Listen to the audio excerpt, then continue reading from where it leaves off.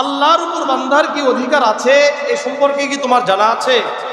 বলতু আল্লাহু ওয়া রাসূলুহু আ'লাম।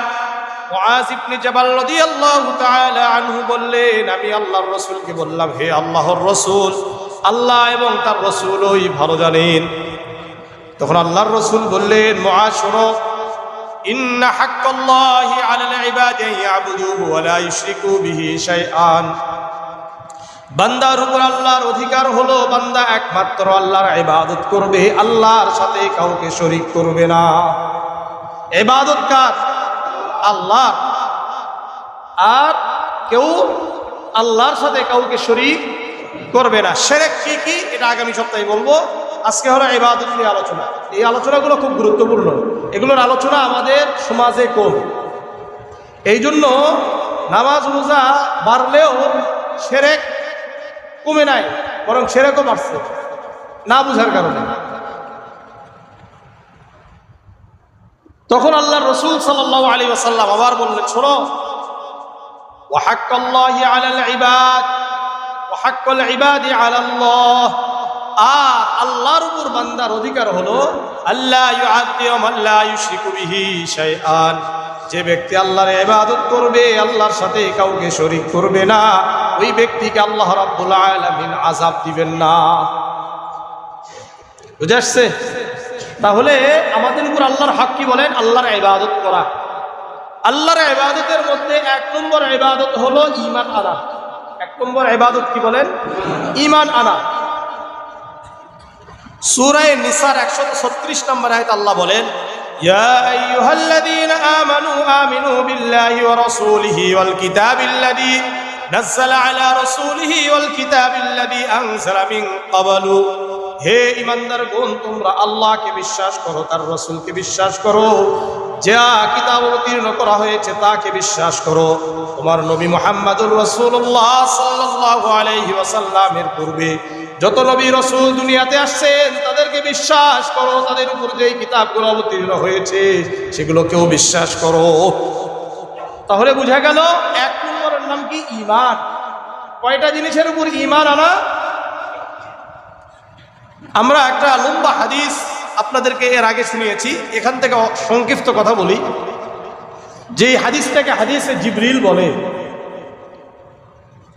সুনানে নাসাই 4990 নম্বর একটা হাদিস। এটা আন উমর ইবনুল খাত্তাব রাদিয়াল্লাহু তাআলা আনহু قال بينما نحن عند رسول الله صلى الله عليه وسلم إذ طلع علينا رجل شديد بياض الثياب وشديد سواد الشعر।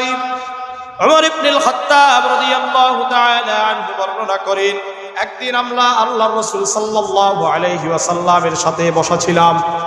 রাসূলের কাছে কি আছে? বসা আছে। ইসতলা আলাইনা রাজুলুন শাদীদু বায়াযিস সিয়াব ওয়া শাদীদু সাওয়াদিশ শারি।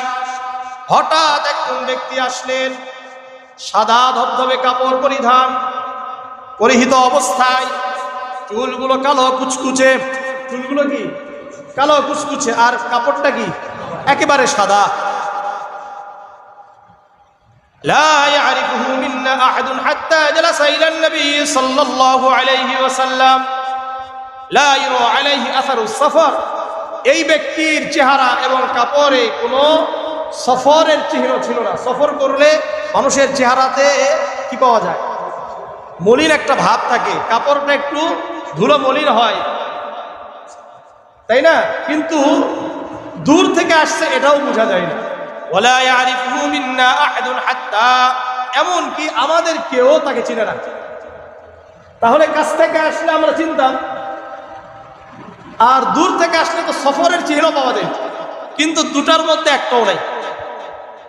হাত্তা জালাসা ইলান নবী সাল্লাল্লাহু আলাইহি ওয়াসাল্লাম, একেবারে আল্লাহর রাসূলের হাঁটুর মুবারকের সাথে হাত লেগিয়ে বসলেন। ফাসনাদ রুকবাতাইহি ইলা রুকবাতাইহি, রাসূলের হাঁটুর সাথে হাঁটু লাগিয়ে বসলেন। ওয়াযা কাফাইহি আলা ফাখিযাইহি, আর তার দুই হাতের তালু তার উরুর উপর রাখলো। রাখার পরে বলল, ইয়া মুহাম্মদ আখবিরনি আনিল ইসলাম। হে মুহাম্মদ, ইসলাম সম্পর্কে বলেন।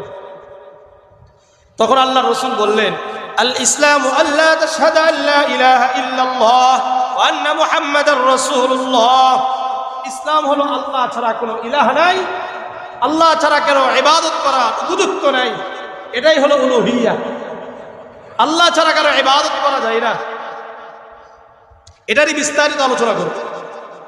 ওয়ান্না মুহাম্মাদুর রাসূলুল্লাহ, মুহাম্মদ সাল্লাল্লাহু আলাইহি ওয়াসাল্লাম আল্লাহর রাসূল। বুঝাচ্ছে? ওয়া তুকিমাস সালাত, নামাজ কায়েম করো, ওয়া তুতিয়াস যাকাত, যাকাত আদায় করো, ওয়া তাসুমা রমাদান, রমাদানের রোজা রাখো, ওয়া তাহুজ্জাল বাইতা ইন ইসতাতা'তা ইলাইহি সাবিলা, সামর্থ্য থাকলে তুমি হজ করবা। আলা সাদাকতা, কি করছে? যেই ব্যক্তি প্রশ্ন করলো ওই ব্যক্তি আবার বলে কি আপনি সত্য বলেছেন। এখানে কিন্তু আশ্চর্যের বিষয়, একটা বিস্ময়কর ব্যাপার। যিনি প্রশ্ন করেন উনি আবার কিভাবে এটাকে সত্যায়ন করেন। ফাআজিবনা ইয়াসআলুহু ওয়া ইউসাদ্দিকুহু। ওমর ইবনুল খাত্তাব বলছেন আমরা আশ্চর্যান্বিত হয়ে গেলাম, যিনি প্রশ্ন করেন উনি আবার কিভাবে সত্যায়ন করেন। ঠিক আছে, এরপর আবার বলে আলা আখবিরনি আনিল ঈমান, হে মুহাম্মদ আপনি ঈমান সম্পর্কে বলেন। আলা আন তুমিনা বিল্লাহি ওয়া মালাইকাতিহি ওয়া কুতুবিহি ওয়া রুসুলিহি, ঈমান কাকে বলে? আন তুমিনা বিল্লাহ, আল্লাহর উপর ঈমান আনা। আন তুমিনা বিল্লাহি ওয়া মালাইকাতিহি, তার যত ফেরেশতা রয়েছেন সকল ফেরেশতার উপর ঈমান আনা। ওয়া রুসুলিহি, দুনিয়াতে যত রাসূল আসছেন, নবী আসছেন সবার উপর ঈমান আনা। যত নবী এবং রাসূল আসছেন সবাই সত্যের উপর প্রতিষ্ঠিত ছিলেন, এর উপর ঈমান আনা। ওয়া কুতুবিহি, এবং যত কিতাব দুনিয়াতে অবতীর্ণ হয়েছে প্রত্যেকটি কিতাবের উপর ঈমান আনা। আর কোরআনের প্রতিটি আয়াতকে বিশ্বাস করা, বিন্দুমাত্র কোনো সন্দেহ করা যাবে না। ওয়া রুসুলিহি ওয়াল ইয়াউমিল আখির, আখিরাতকে বিশ্বাস করা। ওয়া তুমিনা বিল কদরি খায়রিহি, এবং ভালো এবং খারাপের তাকদীর যা হয় আমাদের এই সমস্ত কিছু কার পক্ষ থেকে? আল্লাহর পক্ষ থেকে। তাকদীরকে বিশ্বাস করা। আন তুমিনা বিল্লাহ ওয়া মালাইকাতিহি ওয়া কুতুবিহি ওয়া রুসুলিহি ওয়াল ইয়াউমিল আখির ওয়াল কদরি খায়রিহি ওয়া শাররিহি মিনাল্লাহি তাআলা ওয়াল বাসি বাদাল মাউত, আর মৃত্যুর পরে আমাদেরকে আবারও জীবিত করা হবে, এর উপর ঈমান আনা। বুঝে আসছে? আলা সাদাকতা, ওই ব্যক্তি বলল আপনি সত্য বলছেন। ফাআজিবনা ইয়াসআলুহু ওয়া ইউসাদ্দিকু, আবার বলছে আমরা আশ্চর্যান্বিত হয়ে গেলাম, যে ব্যক্তি প্রশ্ন করে এই ব্যক্তি আবার কি করে? সত্যায়ন করে। আলা ফাখবিরনি আনিল ইহসান, ইহসান সম্পর্কে বলেন। তখন রাসূল বললেন আন তা'বুদাল্লাহা কাআন্নাকা তারাহু ওয়া ইন লাম তাকুন তারাহু ফা ইন্নাহু ইয়ারাক, তুমি এমন ভাবে ইবাদত করবে যেন তুমি আল্লাহকে দেখো। কাকে? আল্লাহকে দেখো। ফা ইন লাম তাকুন তারাহু, এই অনুভূতি যদি তোমার মধ্যে না আসে, ফা ইন্নাহু ইয়ারাক, পক্ষে তুমি মনে করবে আল্লাহ তোমাকে দেখছেন। যখন আমাদের মাঝে এটা থাকবে যে আল্লাহ আমাদেরকে দেখেন, সর্ব অবস্থায় দেখছেন, তখন কি আর সুদ নেওয়া যাবে? হ্যাঁ, পুলিশেরা নাই, পুলিশেরা সবার সামনেই যায়। আমি মনে করছিলাম যে 5 আগস্টের পরে এরা ভালো হয়ে গেছে, এরা পরিশুদ্ধ হওয়ার জিনিস নয়। এদেরকে সবার চাকরি নোট করে দিয়ে এদেরকে 3 চিল্লায় বানানো যায়, বুঝছেন? তারপরে যদি ভালো হয়, এত নিকৃষ্ট হয় কিভাবে? এরা যে কোনো মুহূর্তে আমাকে নিয়ে যে এটা করবে কি জানেন? বিভিন্ন মামলায় ঢুকে দিবে। এরা হলো ওই পাবলিকেরা। আপনি এগুলো বাস্তব, যে কাউকে নিয়ে যায় যে কোনো ভিতরে ঢুকাই দিতে পারে। এরা হলো এমন। আল্লাহ এদের থেকে হেফাজত। আমি মনে করছিলাম দেশটা কোনোভাবে পরিশুদ্ধ হচ্ছে, কোনো পরিশুদ্ধ নাই, আগের থেকে বেশি খায়। আল্লাহ হেফাজত, আল্লাহ হেফাজত, আল্লাহ হেফাজত। ওই যে কোরআন এবং সুন্নাহ ছাড়া এখন মনে হয় কি জানেন? এগুলো আমি একবারে ইয়ের কথা বলতেছি। আগামীতে কোনো উলামায়ে কেরামদের কারো পিছনে কোনো ইয়াতে না যাওয়া, সংগ্রামে কোনো কিছুতে না যাওয়া, যদি কোনোদিন সম্ভব হয় আফগানিস্তানের মতো শুধুমাত্র ইসলাম প্রতিষ্ঠার জন্যই জীবন দিতে হবে, এছাড়া কোনো জীবন দেওয়ার দরকারই নেই, কোনো ফায়দা নেই, লাভও হয় না। ইসলামের কোনো লাভ হয় না। যা লাভ হয়েছে যারা চাঁদাবাজি করে খায় তাদের লাভ, এছাড়া কোনো লাভ হয় না। আমাদের কোনো ফায়দা হয় না। জীবন দিয়েছি আমরা, ওই সময় সবচেয়ে সমস্যার মধ্যে ছিলাম আমরা, আমাদেরকে বিভিন্নভাবে হুমকি দুমকি দেওয়া হয়েছে, কিন্তু ইসলামের আমাদের কোনো লাভ হয় না। আল্লাহ আমাদেরকে হেফাজত, কষ্টের থেকে বললাম। যদি এটা আমাদের ভিতরে আসতো, এই জন্য আপনারা একটা কথা বলি শোনেন, কয়েক শ্রেণীর সন্তানেরা ভালো হয় না, শিক্ষকের সন্তান অধিকাংশ ভালো হয় না, কারণ অনেক শিক্ষকের কারণে বহু সন্তান নষ্ট হয়ে যায়। বদদোয়া আছে, যারা রাজনীতি করে এদের সন্তান ভালো হয় না, কেন? এরা নিজেদের স্বার্থে বহু মানুষের সন্তানদেরকে নিজেদের স্বার্থে কাজে লাগায়, এই জন্য আল্লাহ তাআলা তাদের সন্তানদেরকে নষ্ট করে। আর এই পুলিশের সন্তানরা, এরা বহু মানুষের জীবনকে 5 বছর 10 বছর 15 বছর নষ্ট করে দিয়েছে, এই জন্য আল্লাহ তাআলা তাদের সন্তানকে নষ্ট করে। এই 3 শ্রেণী মনে রাখেন। কষ্ট লাগলে করার কিছু নাই, বাস্তবতা এটা। আমিও শিক্ষক, আমার কথা আমি বলতেছি। যদি আমার দ্বারা কারো সন্তান নষ্ট হয়, আল্লাহ তাআলা আমার সন্তানকে নষ্ট করে দিবে। বুঝে আসছে? এই ভয় থাকা দরকার। যারা শিক্ষক তাদের সাবধান হওয়া উচিত। যারা রাজনীতি করেন, রাজনীতি করা খারাপ নয়, দেশের জন্য করেন, মানবতার জন্য করেন, দ্বীনের জন্য করেন, ভালো। কিন্তু আপনার দ্বারা আমার দ্বারা যদি স্বার্থের জন্য অন্যের সন্তান আমি নষ্ট করে দিই, কাল আমাদের সন্তানদেরকে আল্লাহ তাআলা দুনিয়াতেও নষ্ট করবেন, আখিরাতে তো ছাড় দিবেনই নয়। আর যেই ভাইয়েরা পুলিশরা আছেন, আপনাদেরকে আপনাদের অনেক বড় সুযোগ জান্নাতে যাওয়া, শুধুমাত্র ওনারা যদি 5 ওয়াক্ত নামাজ পড়ে ঠিক মতো, ঠিক আছে, আর নিজের জায়গা যদি খালি সৎ থাকতে পারে, আর কোনো ইবাদত করার দরকার নাই, তাহাজ্জুদ দরকার নাই, বেশি ইবাদত করার দরকার নাই। বুঝতে পারছেন? শুধুমাত্র নিজের জায়গা থেকে যেই বেতনটা পাচ্ছে এই বেতনের উপর সন্তুষ্ট থাকা, আর যদি অপরাধী হয় তাকে ধরা, যিনি অপরাধী নন তাকে ছেড়ে দেওয়া, তার ব্যাপারে ভেরিফিকেশন করে তাকে হয়রানি না করা। আমি মনে করি এই দুটা কাজ করতে পারলে তাদের জন্য জান্নাত ফরজ হয়ে যাবে, ওয়াজিব হয়ে যাবে। বাস্তব এটা। কারণ ওনারা তো আমাদের দেশ রক্ষা করবেন, আমাদেরকে রক্ষা করবেন। শোনেন, পুলিশ কোন জায়গায় জানেন? পুলিশ হলো আমাদের বাবা মায়ের জায়গা। ওনারা আমাদেরকে আশ্রয় দিবেন, কিন্তু ওনারা আশ্রয় জায়গাতে নেই, বরং ওখানে গেলে যত হয়রানি সব আছে। আল্লাহ আমাদেরকে হেফাজত করে, আল্লাহ আমাদেরকে হেফাজত করে। তো যাই হোক, এটা এই কারণে বললাম, যদি আমি আপনি সবসময় মনে করতে পারি আল্লাহ আমাকে দেখছেন, কে? আল্লাহ আমাকে দেখছেন, আমি যদি এটা মনে করতে পারি, তাহলে আমি আর অপরাধ করতে পারবো না। ঠিক তেমনি ভাবে আমার সামনে যারা আছেন তারাও যদি এটা সবসময় মনে করতে পারেন আল্লাহ আমাকে দেখছেন, তাহলে আমাদেরও অপরাধ করার কি থাকবে না, সুযোগ থাকবে না। আল্লাহ আমাদের সবাইকে বোঝার তৌফিক দান করেন। কেউ কষ্ট নিয়েন না। আমার জায়গা থেকে আমি বলছি, আমি যেহেতু শিক্ষক, আমি যদি অন্যায় করি, কোনো আমার কারো সন্তানকে আমি যদি নষ্ট করে দিই, আল্লাহ তাআলা আমার সন্তানকে ভালো করবেন না, এটা স্বাভাবিক। জেনে বুঝে যদি কারো সন্তান নষ্ট করে দিই, জেনে বুঝে যদি কারো সন্তানের আমি ক্ষতি করি, আল্লাহ আমাকে ছাড় দিবেন না। ঠিক তেমনি ভাবে পুলিশ ভাইদেরকেও বলছি, যারা রাজনীতি করেন তাদেরকেও বলছি, এই 3টা জায়গার মানুষদের দ্বারা মানুষের ক্ষতি হয়, বিশেষ করে সন্তানের ক্ষতি হয়। এই যে যুবকদেরকে, অল্প অল্প বয়সের ছেলেদেরকে নিজের সব কুকর্মের সাথে লাগাইয়া নিজেদের সন্তানদেরকে কোথায় পাঠায়? বিদেশে পাঠায়। বুঝলেন? আল্লাহ বুঝার তৌফিক। এরপরে আল্লাহ রসুলকে আবার বলছেন, আমাকে কিয়ামত সম্পর্কে বলেন। তখন আল্লাহ রসুল বললেন, মান মাসউলু আনহা মিনাস সাইল। শোনো, যিনি জিজ্ঞাসা করেছেন, প্রশ্নকারী আর যাকে প্রশ্ন করা হয়েছে, উভয় এই ব্যাপারে সমান। কেউ ভালো করে কি জানে না, কারণ যিনি প্রশ্ন করেছেন উনি যতটুকু জানেন কিয়ামত সম্পর্কে, যাকে প্রশ্ন করা হয়েছে উনিও ততটুকু জানেন, এর বেশি জানেন না। তখন জিবরিল আলাইহিস সালাতু ওয়াস সালাম বললেন, ফাখবিরনি আন আমারাতিহা। যারা পরে আসেন তারা যে এই যে ডেঙ্গিয়ে ডেঙ্গিয়ে আসে, আপনাদের কোনো ফায়দা নাই, সওয়াব হবে না, কিছুই হবে, বরং আরো সব শেষ হয়ে যাবে।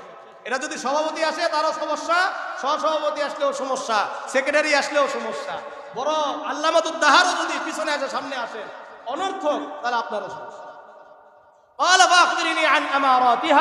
এখন বললেন যে ঠিক আছে, তাহলে এর কিছু আলামত বলো। তখন আল্লাহ রসুল বললেন, শোনো, আন তালিদাল আমাতু রাব্বাতাহা। 1 নম্বর আলামত হলো, তুমি আলামত শুনতে চেয়েছো, আলামত হলো দাসী তার মুনিবকে জন্ম দিবে। দাসী তার মুনিবকে জন্ম দিবে। এর দুটো অর্থ। একটা অর্থ হলো শেষ যুগে আবারও দাস প্রথা চালু হবে। এই দাস প্রথার মধ্যে এসে যখন দেখা যাবে বাবা মারা গেছে, কে বলে বাবা একটা দাসীর সাথে কি করেছে, সহবাস করার কারণে সন্তান হয়েছে। এখন বাবা যখন মারা গেছে তখন কি হয়ে যাবে, ওই দাসী যে সন্তান তার মুনিব হয়ে যাবে, মালিক হয়ে যাবে। এক একটা। দ্বিতীয় অর্থ হলো সন্তানেরা মায়ের সাথে দাসীর মতো আচরণ করবে। বাবা মার সাথে কিসের মতো আচরণ করবে, দাসীর মতো আচরণ করবে।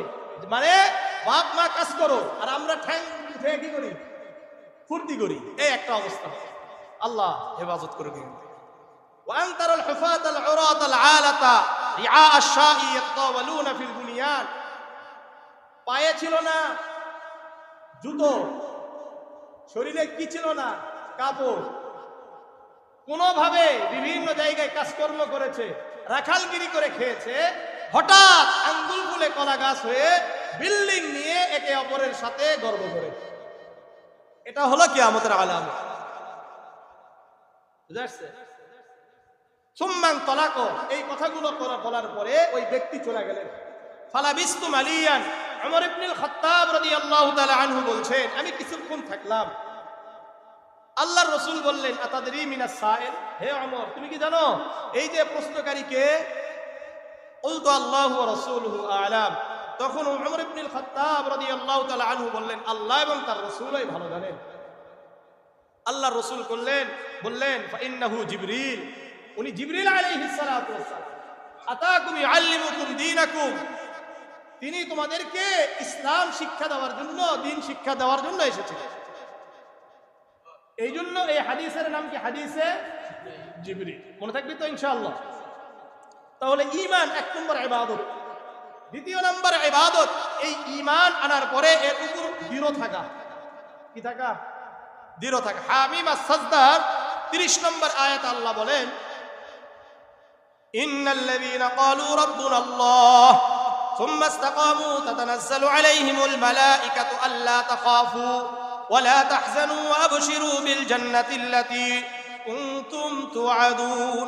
নিশ্চয় যারা বলে আমাদের রব আল্লাহ, আমাদের রব কে, সুম্মা ইসতাকামু, এর উপর প্রতিষ্ঠিত থাকে, দৃঢ় থাকে, কোনোভাবে রব আল্লাহকে ছাড়ে নাই, ব্যবসা বাণিজ্যে রবকে ছাড়ে নাই, সংস্কৃতিতে রবকে ছাড়ে নাই, রাজনীতিতে আল্লাহকে ছাড়ে নাই, সমস্ত জায়গায় মনে করেছেন আমাদের রব আল্লাহ। সুম্মা ইসতাকামু, ইনারা যদি ঈমান অবস্থায় মউত পর্যন্ত থাকতে পারে, অটল থাকতে পারে, মৃত্যুর সময় তাতানাজ্জালু আলাইহিমুল মালাঈকাতু, ফেরেশতারা ওই ঈমানদার ব্যক্তির কাছে এসে বলবে, আল্লাহ তাখাফু ওয়া লা তাহজানু, এই শোনো দুনিয়াতেও তোমার কোনো দুশ্চিন্তা নাই, ভয় নাই, আখিরাতেও তোমার কোনো দুশ্চিন্তা, ভয় থাকবে না।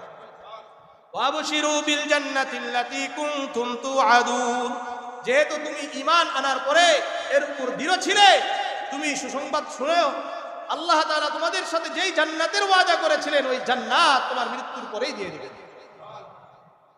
তাহলে দ্বিতীয় নম্বর ইবাদত ইস্তিকামাত, দৃঢ় থাকা। 2 দিন নামাজ পড়ে আবার সরে না যাওয়া। ঈমান আজকে এক অবস্থায় কালকে আরেক অবস্থায় যেন না হয়, এই জন্য ঈমানি পরিবেশে সর্বদা থাকা। এই জন্য যদি আপনি নিয়মিত নামাজ পড়েন, নিয়মিত কোরআন তেলাওয়াত করেন, নিয়মিত তালিমে বসে, আপনার আবার ঈমান ঠিক থাকে। এই জন্য ঈমানি পরিবেশ আবার আপনার থাকে, ঈমানি পরিবেশের মধ্যে থাকে। 3 নম্বর, যা ইবাদত করব আল্লাহর জন্যই করা, এটাও ইবাদত। এই নিয়তে খালেস হওয়া, এটা ইবাদত। এটা কি ইবাদত? সূরা ফাতিহার 4 নম্বর আয়াত আল্লাহ বলেন, ইয়াকা না'বুদু ওয়া ইয়াকা নাস্তাঈন, আমরা একমাত্র আপনারই ইবাদত করি, আপনার কাছেই সাহায্য চাই। আর ইবাদত সূরা আনআমের 162 নম্বর আয়াত আল্লাহ বলেন, কুল ইন্না সলাতি ওয়া নুসুকি ওয়া মাহইয়ায়া ওয়া মামাতি লিল্লাহি রাব্বিল আলামিন। হে নবী আপনি বলেন, কুল ইন্না সলাতি, আমার নামাজ, ওয়া নুসুকি আমার কুরবানি, ওয়া মাহইয়ায়া আমার জীবন, ওয়া মামাতি আমার মৃত্যু, লিল্লাহি রাব্বিল আলামিন। কার জন্য? রবের জন্য। নিয়ত খালেস হতে হবে। সংক্ষিপ্তভাবে চলে যাচ্ছি, আমার এগুলোর প্রত্যেকটার উপর আলাদা আলাদা অনেকটা আলোচনা আপনাদের সামনে করেছে, আজকে এগুলো খালি বলে যাচ্ছি। 4 নম্বর, আল্লাহকে ভয় করা, তাকওয়া অর্জন করা, এটা ইবাদত। এটা কি ইবাদত? সূরাতুন নিসার 1 নম্বর আয়াত আল্লাহ বলেন, ইয়া আইয়ুহান নাসুত্তাকু রাব্বাকুমুল্লাযী খালাকাকুম মিন নাফসিন ওয়াহিদাতিন ওয়া খালাকা মিনহা যাওজাহা ওয়া বাসসা মিনহুমা রিজালান কাসীরান ওয়া নিসাআ। হে লোক সকল, তোমরা তোমাদের রবকে ভয় করো, যিনি তোমাদেরকে একটি নফস থেকে, একটি জান থেকে সৃষ্টি করেছেন, মানে আদম আলাইহিস সালাম। ওয়া খালাকা মিনহা যাওজাহা, তার থেকে তার স্ত্রীকে সৃষ্টি করেছেন। ওয়া বাসসা মিনহুমা রিজালান কাসীরান ওয়া নিসাআ, আর তাদের উভয় থেকে অগণিত পুরুষ এবং নারী সৃষ্টি করেছেন। সুতরাং কাকে ভয় করতে হবে? আল্লাহকে ভয় করতে হবে। সূরা আলী ইমরানের 102 নম্বর আয়াত আল্লাহ বলেন, ইয়া আইয়ুহাল্লাযীনা আমানুত্তাকুল্লাহা হাক্কা তুকাতিহি। হে ঈমানদারগণ, তোমরা আল্লাহকে ভয় করার মতো ভয় করো। ইয়া আইয়ুহাল্লাযীনা আমানুত্তাকুল্লাহা হাক্কা তুকাতিহি ওয়া লা তামুতুন্না ইল্লা ওয়া আনতুম মুসলিমুন। প্রকৃত মুসলিম হওয়া ছাড়া তোমরা মৃত্যুবরণ করো না। প্রকৃত মুসলমান হওয়া দরকার, প্রকৃত ঈমানদার হওয়া দরকার। শুনেন, ঈমান আর ইসলামের মধ্যে পার্থক্যটা বুঝে নেন।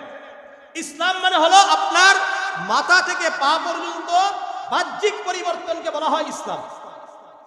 এর নাম কি? ইসলাম। মানে মাথায় টুপি থাকবে, মুখে দাড়ি থাকবে, কাপড় ঢিলা ঢালা থাকবে, পায়ের টাকনুর উপরে কাপড় থাকবে, ঠিক আছে, মুজগুলো ছোট থাকবে, যেন মুজ আপনার মুজের পানি না খাইতে হয়। এটা হলো আপনার বাহ্যিক পরিবর্তন। আর ঈমান হলো আপনার অন্তরের পরিবর্তন এবং আপনার কর্ম, এর নাম হলো ঈমান। মনে থাকবে, বাহ্যিক পরিবর্তনের নাম আর ভিতরের পরিবর্তনের নাম ঈমান। মনে রাখবেন ইনশাআল্লাহ। আল্লাহ আমাদেরকে কবুল করেন। আল্লাহকে ভয় করার মতো ভয় করতে হবে। 5 নম্বর, সালাত কায়েম করা। 5 নম্বর, এটা পরে আনি। 5 নম্বরে আসে দ্বীন প্রতিষ্ঠিত করা। দ্বীন কি করা? প্রতিষ্ঠিত করা। দ্বীনকে ব্যক্তিগত জীবন থেকে রাষ্ট্রীয় জীবনের প্রতিটি ক্ষেত্রে দ্বীনকে প্রতিষ্ঠিত করা, এটা হলো ইবাদত, এটা হলো ফরজ। এটা কি? ফরজ ইবাদত। এটাকে আমরা তো সামান্য বিষয় মনে করেছি। সূরাতুশ শূরার 13 নম্বর আয়াত আল্লাহ বলেন, শারআ লাকুম মিনাদ-দীনি মা ওয়াসসা বিহি নূহা ওয়াল্লাযী আওহাইনা ইলাইকা মা ওয়াসাইনা বিহি ইব্রাহিমা মূসা ওয়া ঈসা আন আকিমুদ-দীন ওয়া লা তাতাফাররাকু। আল্লাহ রাব্বুল আলামিন বলেন, আল্লাহ তাআলা তোমাদের জন্য দ্বীনকে লিপিবদ্ধ করে রেখেছেন। যেই দ্বীনের ব্যাপারে আল্লাহ রাব্বুল আলামিন নূহ আলাইহিস সালাতু ওয়াস সালামকে আদেশ করেছিলেন, যেই দ্বীনের ব্যাপারে আল্লাহ রাব্বুল আলামিন ইব্রাহিম আলাইহিস সালাতু ওয়াস সালাম, মূসা আলাইহিস সালাতু ওয়াস সালাম, ঈসা আলাইহিস সালাতু ওয়াস সালামকে নির্দেশ দিয়েছিলেন, যেই দ্বীন প্রতিষ্ঠিত করার জন্য, যেই দ্বীনের উপর চলার জন্য আল্লাহ তাআলা হযরত নূহ আলাইহিস সালাতু ওয়াস সালাম, হযরত ইব্রাহিম আলাইহিস সালাতু ওয়াস সালাম, হযরত মূসা আলাইহিস সালাতু ওয়াস সালাম, হযরত ঈসা আলাইহিস সালাতু ওয়াস সালামকেও নির্দেশ দিয়েছেন। এই যে এখানে যে নবী রসুলদের, প্রত্যেকে রসুল, শুধু নবী নন। নবী আর রসুলের মধ্যে পার্থক্য আছে, এগুলো বিষয় আপনাদেরকে বলেছি। এরপর আল্লাহ রাব্বুল আলামিন বলেন, আন আকিমুদ্দীন, তোমরা দ্বীনকে প্রতিষ্ঠিত করো। দ্বীনকে মানো আর দ্বীনকে প্রতিষ্ঠিতর মধ্যে পার্থক্য আছে কি নাই? দ্বীনকে মানা হলো শুধু নিজে মানা, দ্বীনকে প্রতিষ্ঠিত করা মানে হলো রাষ্ট্রীয়ভাবে প্রতিষ্ঠিত করা। ওয়ালা তাফাররাকু, এবং তোমরা বিচ্ছিন্ন হয়ো না। এই জন্য ইসলামপন্থীদের কাছে অনুরোধ থাকবে, বিচ্ছিন্ন হলে কেউই প্রতিষ্ঠিত হতে পারবেন না, কেউই ভালো করে ইবাদত করতে পারবেন না। এই জন্য কি করা যাবে না? বিচ্ছিন্ন হওয়া যাবে না। ঐক্যবদ্ধভাবে থাকলে কেউ ইসলামের বিরুদ্ধে কথা বলতে পারবে না। ইসলাম প্রতিষ্ঠিত করা সহজ। এই জন্য কি দরকার? ঐক্যবদ্ধ হয়ে ইসলামকে প্রতিষ্ঠিত করে ইসলামকে রাষ্ট্রীয় ক্ষমতায় এনে কি করতে হবে? ইসলামকে বাস্তবায়ন করতে হবে। শোনেন, ইসলাম পৃথিবীতে আসছেই হলো পুরা দুনিয়াকে পরিচালনা করার জন্য। সূরাতুত তাওবার 33 নম্বর আয়াত, সূরাতুস সফের 9 নম্বর আয়াত আল্লাহ বলেন, হুয়াল্লাযী আরসালা রাসূলাহু বিল হুদা ওয়া দীনিল হাক্কি লিইযহিরাহু আলাদ দীনি কুল্লিহি ওয়ালাউ কারিহাল মুশরিকুন। হুয়াল্লাযী আরসালা রাসূলাহু বিল হুদা ওয়া দীনিল হাক্কি, ওই আল্লাহ যে আল্লাহ তার রাসূলকে প্রেরণ করেছেন দ্বীন হক, সত্য দিন দিয়ে এবং হেদায়েত দিয়ে, হেদায়েত পথ নির্দেশনা দিয়ে এবং সত্য দিন দিয়ে, লিইযহিরাহু আলাদ দীনি কুল্লিহি, যেন সকল মতবাদের উপরে, সকল মতবাদ বুঝেন তো? হ্যাঁ, বুঝেন আপনারা? সকল মতবাদ মানে ডেমোক্রেসি আছে কি নাই, মানে গণতন্ত্র আছে কি নাই, ক্যাপিটালিজম আছে, সেকুলারিজম, কমিউনিজম আছে কি নাই? পৃথিবীতে যত মতবাদ আছে সমস্ত মতবাদের উপর ন্যাশনালিজম আছে, জাতীয়তাবাদ যা আছে সমস্ত মতবাদের উপরে ইসলামকে, দ্বীনকে প্রতিষ্ঠিত করার জন্য, রাজত্ব করার জন্যই আল্লাহ তাআলা তার রাসূলকে দ্বীন দিয়ে প্রেরণ করেছেন। ওয়ালাউ কারিহাল মুশরিকুন, আল্লাহ বলেন যদিও মুশরিকরা এটাকে পছন্দ করবে না, অপছন্দ করে। আমাদের বাংলাদেশের সবাই কি পছন্দ করে? অনেক নামাজি আছে দ্বীন প্রতিষ্ঠিত হোক, কোরআন অনুযায়ী রাষ্ট্র পরিচালিত হোক, এটা কি চায়? এই জন্য সবাই চায় না। সবাই মুসলমান হলেও এটা মৌখিক মুসলমান, অন্তর থেকে ঈমানের জায়গা থেকে অনেকেই কি ধরা খেয়ে যায়। কারণ দ্বীন তো আসছে পুরা দুনিয়াকে পরিচালনা করার জন্য। দ্বীন ইসলাম তো দুনিয়াতে আসছে পুরা বিশ্বকে পরিচালনা করবে। আর আমরা কোথায় আছি? আল্লাহ আমাদেরকে বুঝার তৌফিক দান করুন। 6 নম্বর, বিচার ব্যবস্থা, শাসন ব্যবস্থায় আল্লাহ তাআলার আইনকে পরিচালনা করা, আইন মেনে নেওয়া, এটা হলো ইবাদত। সূরা ইউসুফের 40-67 নম্বর দুটি আয়াতের মধ্যে আল্লাহ বলেন, ইনিল হুকমু ইল্লা লিল্লাহ, একমাত্র আইন হবে কার? আল্লাহ। সূরাতুল মাইদার 44, 45, 47 নম্বর আয়াত আল্লাহ বলেন, ওমান লাম ইয়াহকুম বিমা আনজালাল্লাহু ফাউলাইকা হুমুল কাফিরুন। আল্লাহ তাআলার নাযিলকৃত কোরআন অনুযায়ী যারা সিদ্ধান্ত গ্রহণ করবে না তারা কাফের। ওমান লাম ইয়াহকুম বিমা আনজালাল্লাহু ফাউলাইকা হুমুয যালিমুন। যারা আল্লাহর কোরআনের সিদ্ধান্ত অনুযায়ী সিদ্ধান্ত গ্রহণ করবে না তারা জালেম। ওমান লাম ইয়াহকুম বিমা আনজালাল্লাহু ফাউলাইকা হুমুল ফাসিকুন। যারা কোরআন অনুযায়ী সিদ্ধান্ত গ্রহণ করবে না তারা ফাসিক। 7 নম্বর, নামাজ আদায়। নামাজ সম্পর্কে তো সবাই জানি, নামাজ পড়াই লাগবে, কি বলেন, তাই না? সূরা আনকাবুতের 45 নম্বর আয়াত আল্লাহ বলেন, ইন্নাস সালাতা তানহা আনিল ফাহশাই ওয়াল মুনকার। নিশ্চয় নামাজ সকল প্রকার অশ্লীল কাজ থেকে বিরত রাখবে। নামাজ পড়েন, অনেকে তো আগে নামাজ পড়তো, এখন আর নামাজ পড়ে না, বুঝেন না? এখন আবার কিছু নামাজ ধরছে, মানে পালা পরিবর্তন হয়, বুঝেন না আপনারা? বুঝেন? শোনেন, এগুলো কিন্তু মুনাফিকের আলামত। চুরি করার সময় যখন পান তখন আল্লাহকে ভুলে যান, আর চুরি যখন করার সুযোগ নাই, কিসের মধ্যে আছেন? চাপের মধ্যে আসছেন, তখন আল্লাহকে মানেন। এর মানে হলো আপনি মুনাফিক। কি বলেন? মুনাফিক। যারা কিছুদিন আগে ইসলাম প্রতিষ্ঠিত হোক, উলামায়ে কেরামদের হাতে দেশ পরিচালিত হোক, আজকে তারা এর বিরোধিতা করে। এর অর্থ কি? কষ্ট লাগলে করার কিচ্ছু নাই, এগুলো ঠিক না। পরিবর্তন হন। কয়দিন দুনিয়াতে থাকবেন? এখনই যদি নিঃশ্বাস বন্ধ হয়ে যায়, কবরে চলে যেতে হবে, কেউ আপনার পথে যাবে না। যাবে কেউ? তাহলে কিসের জন্য? কিসের মোহ? কিসের লোভ? এই লোভ দিয়া হবে কি? সব